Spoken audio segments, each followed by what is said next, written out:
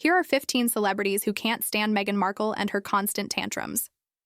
The 9th celebrity will shock you, so make sure you watch till the end. The US president has never been shy about his opinions, and when it comes to Meghan, he didn't hold back. Back in 2020, Trump said he wasn't a fan of hers and even wished Harry good luck because, in his words, Harry was going to need it living that whipped life under Meghan's thumb.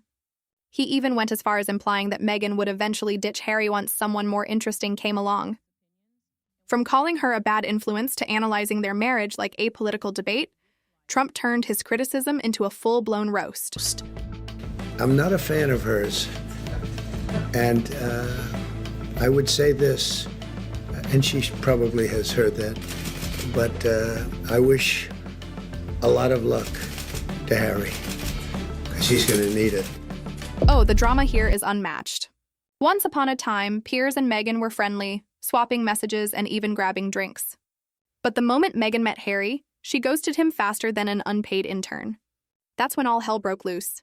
Since then, Piers has called her a ruthless social climber who's milking her royal title for fame. Latte-munching imbecile living in luxury in California while the rest of the world's a cost of living crisis, moaning and whining about an institution which gave you the titles on which you now trade millions of dollars. Nobody set out to destroy you. Things got you destroyed yourselves in this country with your ludicrous, hypocritical behaviour. Truth be told.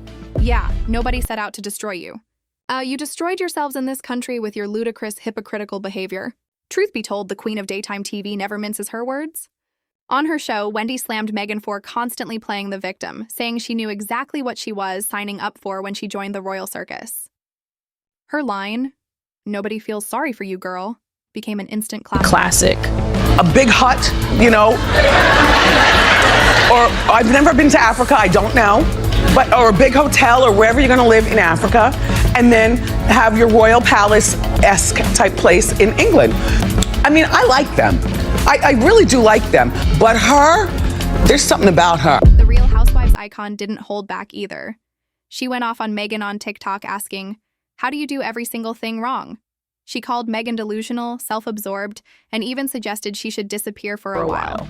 Because I can't imagine having so much at your fingertips and letting it all slip away because of living inside your own head and thinking every single thing that you do and say and want is so fascinating that you should be accepting awards at podiums around the world. Why? How do you do every single thing wrong? So I'm thinking about this Meghan Markle show. She could a wet dream. And maybe I'll be canceled because I'm saying this, you know, maybe this is not the forum and maybe my podcast is, but I just think we have to be able to say something without getting beaten down. She is a terrible, terrible business person, strategist. She's playing checkers, not chess, because she is overplaying her hand and she is painting herself into a corner. The rock matriarch didn't bite her tongue either. On Piers Morgan Uncensored, she called Meghan's Netflix docuseries distasteful, boring, and full of whining. Sharon accused her of disrespecting Queen Elizabeth and said Meghan wasn't silenced. She just found a louder megaphone. Her words were harsh, but many agreed that Sharon said what others were too polite to say out loud. It was all very distasteful, Piers. I was totally bored by the whining. And, you know, the curtsy, the thing she said about medieval times, her lunch with the Queen was like medieval times, which, as you know, is a Disney-type entertainment place for kids. And it's just so horribly disrespectful and just a wine fest. Now this one was wild. Jeremy wrote a shocking column saying he dreamed of the day Meghan would be paraded through Thie streets while people yelled shame. Hellitter apologized, but the damage was done. His comments were extreme. Buttabloids feasted on the drama. Jeremy Clarkson, who you might know from Top Gear, The Grand Tour, even Clarkson's Farm, wrote a column in Britain's Sun newspaper in which he said of the Duchess of Sussex after the Sussex's latest Netflix series, quote, "I hate her," and that he was, quote, "dreaming of the day she is made to parade naked through the streets while the crowds chant shame and throw lumps of excrement at her." Now, the respected journalist shredded Meghan on a podcast, calling her ideas total crap and labeling Harry as a lost soul following her lead. According to Tina, their Mexit plan was the biggest royal disaster in decades. Ouch. Trouble with Meghan is that she has the worst judgment of anyone in the entire world. She's flawless about getting it all wrong. You know, I mean, she just is a perfectionist really is. about it. She's a perfectionist about getting it all wrong. But the reason they all leave is because she does not listen. She hires all these people, asks them their opinion, and then doesn't follow it. She does what she wants to do. And all of her ideas are total crap. And he, because he's so naive and sort of really unschooled in the ways of the world, he's the lamb to the slaughter in this situation. I mean, he was terrible. Howard didn't spare the Sussexes either. He mocked them as whiny for begging for privacy while airing all their dirty laundry on Netflix.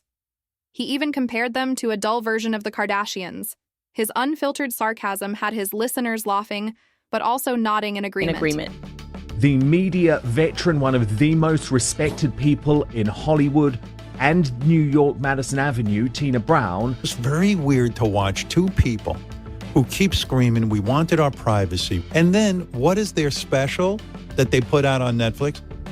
Showing you them and their kids and their life. It's like the Kardashians, except boring. In his Netflix special, Chris absolutely roasted Meghan. He mocked her for being shocked at royal racism and note researching beforehand. His punchlines were savage but hilarious, leaving no doubt about where he stood. He said she was acting all dumb like she didn't know nothing. Going on Oprah saying, "I didn't know. I had no idea how racist they were. It's the royal family. You didn't Google those mother effers. What the F is she talking about?" That's what I said in front of a huge audience, and everyone agreed with him. He said, she was acting all dumb like she didn't know nothing. Going on Oprah saying, "I didn't know. I had no idea how racist they were. It's the royal family. You didn't Google those mother effers. What the F is she talking about?"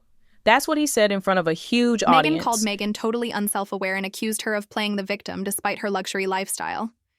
Her sarcastic "give me a break" tweet summed it all up. Meghan clearly had no sympathy for the Duchess's tears. Her sarcastic "give me a break" tweet summed it all up. Meghan clearly had no sympathy for the Duchess's tears. She is the most insecure person I have seen in the public eye in a long time. That is why everything had to be perfectly curated. Who the hell picks fucking berries in a white cashmere blouse and white pants? Literally no one on earth does that. The Oasis rocker tore into Harry, calling him a woke snowflake who embarrassed his family under Meghan's influence. He even said he sympathized with Prince William because apparently every family has that one dramatic brother. In response, Noel says, quote, "Prince Harry is coming across like a typical f***ing woke snowflake. This is what happens when you get involved with Americans," Noel says. As simple as that. Kelly didn't sugarcoat her thoughts either. She called Harry eyeing for choosing the victim path instead of making a real change. Her frustration was raw, unfiltered, and very on brand. Whinging, complaining, woe is me, I'm the only one that's ever had mental problems. Like, my life was so hard. Everybody's f***ing life is hard. Yeah, you were true. the prince of a goddamn country who dressed up as a f***ing Nazi, and now you're trying to come back as the Pope? Suck it. After Spotify dropped the Sussexes, Bill Simmons labeled them as shachs, grifters who didn't deliver. His rant went viral and left no doubt that Hollywood was done giving them free passes. Do a lot of business deals, a lot of negotiations. I do. Well, let's just. I wish I had been involved in the Meghan and Harry leave Spotify negotiation. The grifters. That's the podcast we should have launched with them. Once a defender of Meghan, Catherine changed her tune and accused Meghan of faking her authenticity. She called out inconsistencies in Meghan's stories and claimed her perfection act felt forced. Even her supporters have turned against her. So Meghan should take some time to evaluate herself. Like, she has lied about whether she knew who Prince Harry was, and these like details about her childhood change and don't add up. Like, she said on her new Netflix show that they ate TV dinners growing up, but then in an old interview she's like, we would eat farm fresh, just little things. Her whole act just seems very forced. Meghan McCain didn't hold back either. She tweeted, "I was originally a Meghan Markle supporter. I thought she was cool, stylish, and refreshing. Like the heiress of the world, my opinion changed when she disrespected the royal family. Now that she wants to be American again instead of British aristocracy, what she seems to forget is that Americans want real, raw, uncensored. So what are your thoughts on Meghan Markle? Let me know in the comments. And if you enjoyed the video, please hit that like button and subscribe for more videos like this. Thanks for watching, and I'll see you in the next.